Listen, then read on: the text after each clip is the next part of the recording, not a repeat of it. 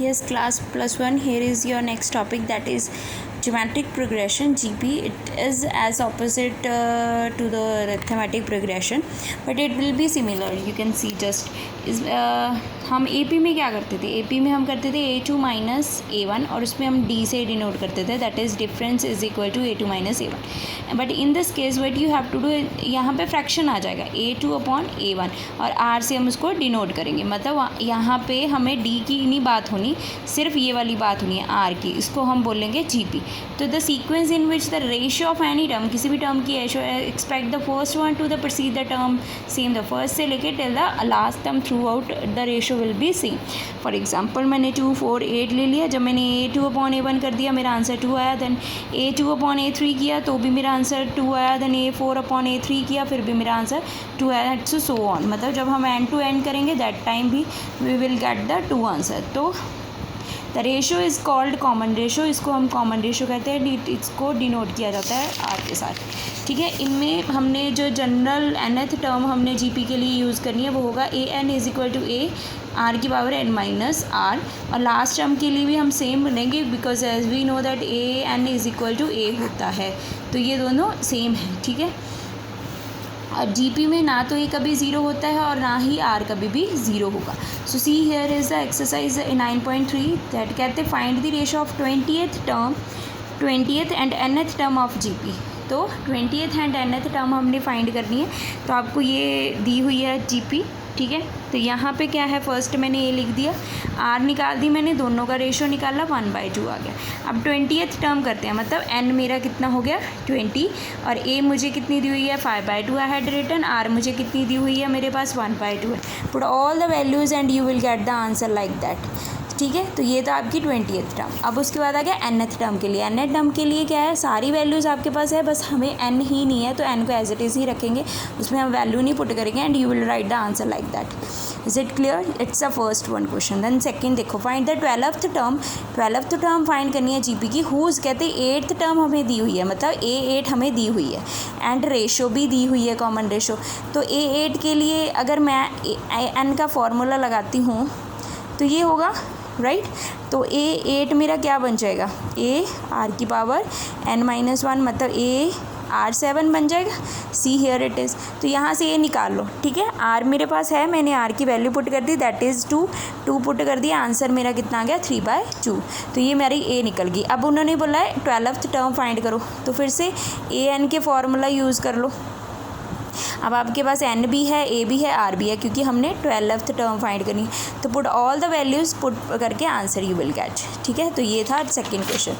अब उसके बाद I think till 4th 5th question तक ये एज इट इज़ चलेगा. In the next in the 6th question में क्या आएगा, sum of nth term of GP. Sum यहाँ पे सम ऑफ आ जाएगा. तो फॉर्मूला ये है, but it will be follow by this one condition. अगर आर की कंडीशन लेस देन 1 है तो आप ये वाला फॉर्मूला अप्लाई करोगे, मीन्स 1 आगे आ जाएगा. ठीक है. अगर आर की ग्रेटर देन की है तो ये वाला फॉर्मूला लगेगा, अगर आर इक्वल टू 1 है तो ये वाला फॉर्मूला. तो ये कंडीशन आपने ध्यान पे रखनी है. ठीक है. ऐसे को कैसे करना है ये देखिए. Find the sum of GP. आपको ये जीपी दी हुई है टिल 20th टर्म तक. तो मैंने ए लिख लिया, आर निकाल लिया मैंने. सी आर निकालते ही मुझे पता लग गया कि आर की वैल्यू लेस देन है या ग्रेटर देन है. यहाँ पे आर की वैल्यू लेस देन 1 है, तो मतलब लेस देन 1 के अकॉर्डिंग मैं कौन सा फॉर्मूला अप्लाई करूँगी, ये वाला. तो मैंने यहाँ पे लिख लिया. ठीक है. अब उसके बाद उन्होंने 20th term, last term they had given. तो n की वैल्यू मेरे पास 20 है, आपके पास सारी वैल्यूज़ हैं. Put all the values put करके सॉल्व करो and you will get the answer of like that. तो ये था आंसर क्वेश्चन नंबर 7. उसके बाद अगर मैं आगे बात करूँ, जस्ट वेट, ये था हमारा. तो इसको ऐसे ही करने हैं बाकी सारे क्वेश्चन. ये जो एक्सरसाइज है थोड़ी लॉन्ग है, बट इसमें कोई वरी होने की बात नहीं है, क्योंकि आपका सिर्फ ये 9.3 ही है. इसके बाद 9.4 आपके सिलेबस से डिलीट हो चुकी है. And so there is another one question, like अगर मैं 8th क्वेश्चन करूँ. ठीक है. 8th क्वेश्चन में क्या बोला हुआ है, find the sum of GP √7, 21, 3 √7 up to so on nth term तक, ठीक है। तो इसमें शुरू हो जाओ फिर से। a मुझे कितनी दी हुई है, √7, तो r निकाल लें पहले। r कितना आ गया मेरा, √21 अपॉन √7। तो 21 किसके इक्वल होता है, √3 √7 ये कट गया, तो √3 आया। तो √3 क्या हो गया, that is greater than 1, because इसकी वैल्यू क्या होगी, 1 point something as it is आएगी, ठीक है। तो आपने एस एन लगा देना है। फार्मूला ग्रेटर दैन के लिए हमने कौन सा रखा था, ये वाला, तो यही फार्मूला अप्लाई करेंगे हम। AR1 upon R-1, put all the values what ever you have, इसमें वैल्यू पुट कर दो, ठीक है। तो यहाँ पे वैल्यूज़ पुट की, तो आपका आंसर आ जाएगा यहाँ से ऐसे √7 अंडर रूट। अब मैंने अंडर रूट निकाल दिए यहाँ से, ये n/2 बन गया -1, तो √3 आ गया, ठीक है। अब नीचे फ्रैक्शन है मेरा अंडर रूट है, तो हम क्या करेंगे, रैशनलाइज कर देंगे। 7, ठीक है। तो ये क्या हो गया, √-1,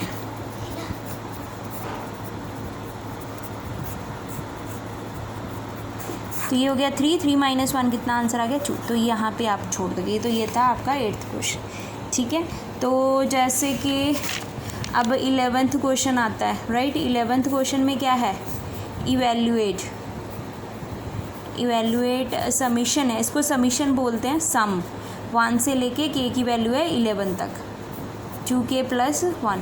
तो सबसे पहले क्या है, समीशन को अलग अलग कर लेते हैं हम।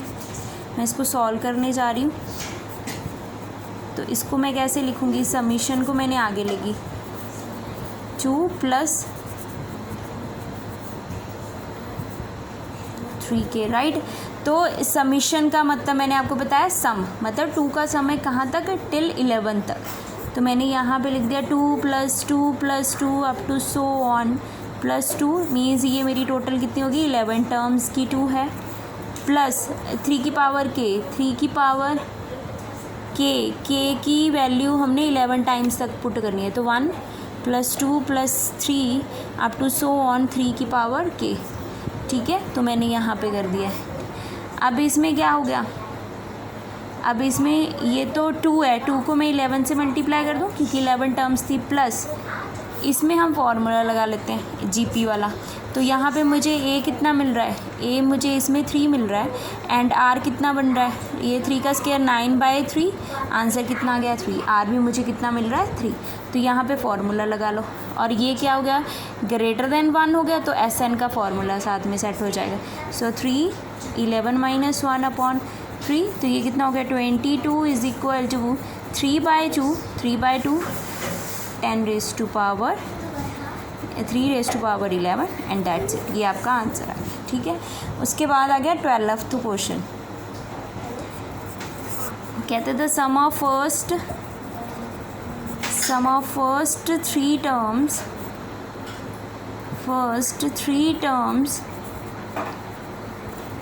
of a GP is 39/10 and their product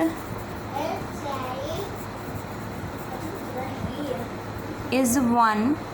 Find the common ratio, हमने common ratio फाइंड करनी है, एंड टर्म्स, ठीक है। तो अब पहले क्या करते हैं हम, एक और चीज़ यहाँ पे पहले नोट लिख लो, ठीक है। फर्स्ट 3 टर्म्स जो GP की होती हैं वो होती हैं A/R, A, तो ये नोट डाउन में रख लेना अपना, ठीक है। तो अब उसके बाद गिवन क्या है हमें, कि जो इनका प्रोडक्ट है वो प्रोडक्ट ऑफ नंबर्स हैं वो किसके इक्वल है, 1 के, ठीक है। तो मतलब प्रोडक्ट कौन से है ये, तो इन तीनों को मल्टीप्लाई में ले लो, तो ये कितना बन गया, r से r कट गया, A³ = 1, और a की वैल्यू कितनी आ गई मेरे पास 1।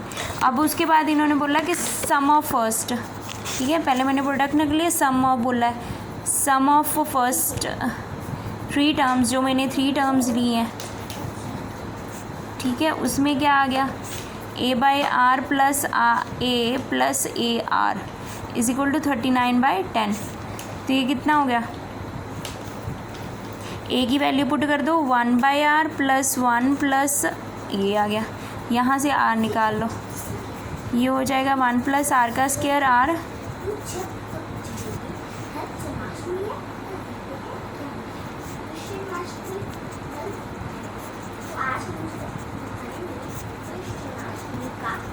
तो मैं इसको सॉल्व कर रही हूँ। सो 39 में से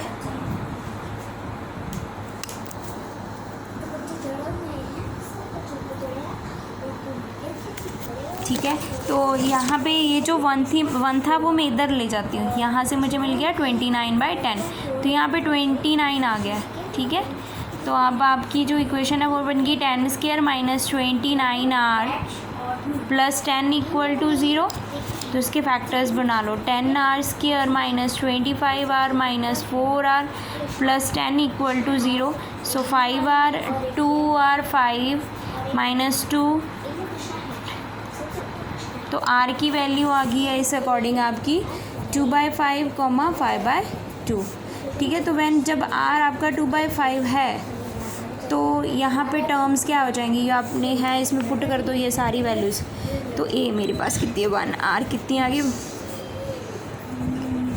तो आंसर कितना आ जाएगा 5/2, 1, 2/, तो जब r की वैल्यू 5/2 होगी तो उस टाइम जो टर्म्स हैं वो क्या बनेगी 1,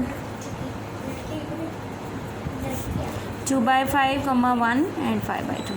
सो that's it, like this you have to solve all the question. अगर कोई भी प्रॉब्लम आती है तो यू कैन आस्क मी।